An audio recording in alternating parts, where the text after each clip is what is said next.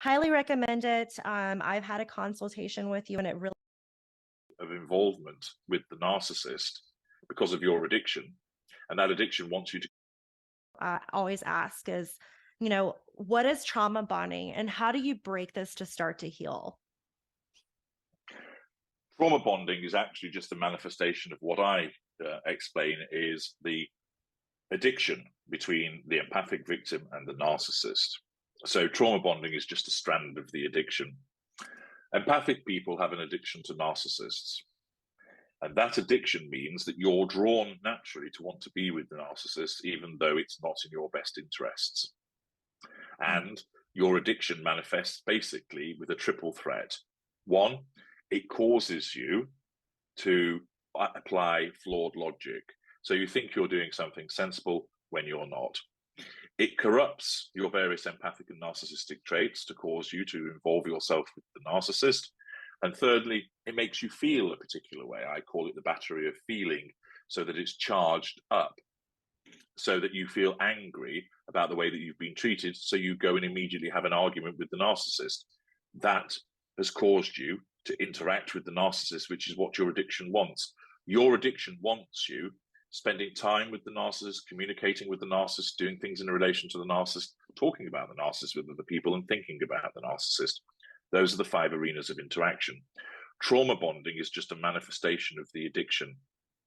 So that what happens is that you have had a regularity of involvement with the narcissist because of your addiction, and that addiction wants you to continue doing it. So that people talk about the trauma has bonded you to the narcissist. It hasn't.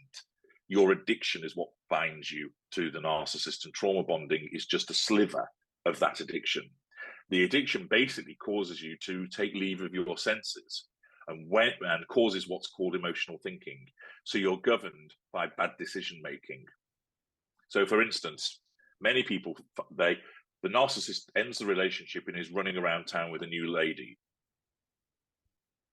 And therefore that victim thinks, I need to go and speak to him and find out, why did he dump me? Why did he not tell me it was over? And why is he going around with her? What she got that I haven't? Wrong. Although that seems logical, your truth seeker trait is being corrupted to compel you to go and seek answers from the narcissist. Because when you go and seek answers from the narcissist, you are physically proximate to the narcissist and it feeds your addiction. So the addiction cons you by using emotional thinking to make you carry on interacting with the narcissist. It cons you by making you do things. So you go and see the narcissist, or you send a text message to the narcissist, or you go online and snoop on what the narcissist is up to, or makes you go and chat with your friends about the latest piece of shithousery the narcissist is engaged in. Or it has you sitting there thinking, why did you do this? Why did you do this? Whenever you do any of those things, you keep feeding your addiction. And the more you feed your addiction, the more your emotional thinking increases, which means you're more likely to keep using emotional thinking and not use logic. So you get stuck on the narcissist wheel of misery. You involve yourself with the narcissist, up goes your emotional thinking. You don't use logic, so you involve yourself more with the narcissist, which increases your emotional thinking. You don't use logic. You continue to interact with the narcissist, and on it goes. How do you deal with it? You implement a total no contact regimen. So you stay out of those 5 arenas of interaction. It's hard because what happens is that addiction is going, hooey, I want you to go and spend time with the narcissist. So I'm going to convince you that you need to go and ask him why he's done what he's done to you. And rather than you go, no, that's a breach of no contact, I'm not doing it, you think, yes, that's a sensible thing. I will go and see the narcissist. Boom, you've just given in and you fed your addiction, and then you end up feeling upset and you're not moving forward. You have to go through the turbulence of your emotional thinking, making you feel anxious and fearful and angry and lamenting and hurting. But then, as you lower your emotional thinking, those feelings will fall away and you'll start to use logic. So all of a sudden, you'll see it for what it is. And you basically have what I call crossing the emotional sea, where you are trying to use logic, but your emotional thinking is so strong, it often overwhelms and engulfs you. So you make mistakes and then go back to square one. And what you have to do is fight and fight hard.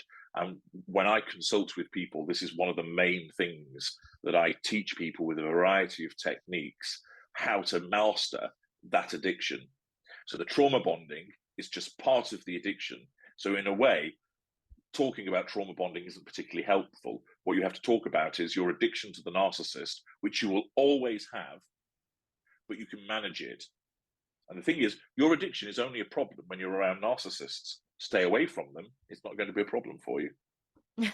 Yes. And, one thing I wish someone would have told me a long time ago was, you will not get closure from a narcissist ever, ever, ever, ever. Correct. Absolutely right. Yeah. You make the closure. Yes. One thing that I always emphasize to the people that I speak with is where they talk about healing and recovering, etc. It's not about dealing with inner childhood wounds. That's a load of garbage. What you have to do is you must take responsibility, because this is your life. And there's Mhm. only one person that you can control, and that's you. You can't control us. We're designed not to be controlled.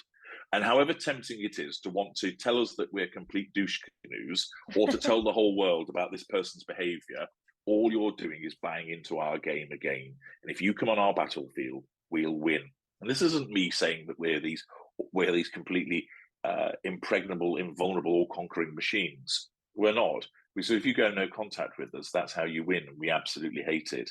The only person that you can control is you. Mhm. So you don't try and enforce boundaries over us. You enforce them over yourself by saying, I will stay away from this person. I will not go and see them. I will change my number so they can't contact me. Mhm. I will delete their number so I do not contact them. I will come off social media. I will resist that voice saying, have a sneak to see what he's doing. No, no. That's like being a drug addict and thinking, I'll just have a couple of lines, that'll be okay. The next thing you know, you've snorted 3 grams, and it's the next morning you go, oh my God, I've gone and done it again. And that's really important, you guys.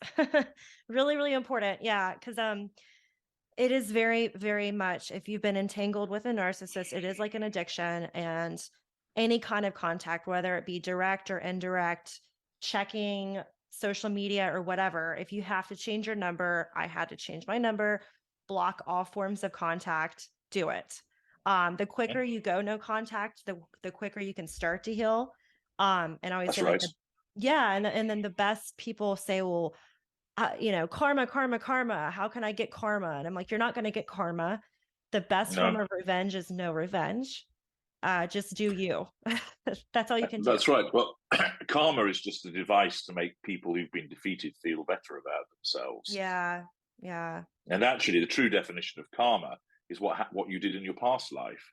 So if you're getting abused by a narcissist in this life, you really have to wonder what you did in the last life to deserve that. Hmm. Yeah. Yeah. So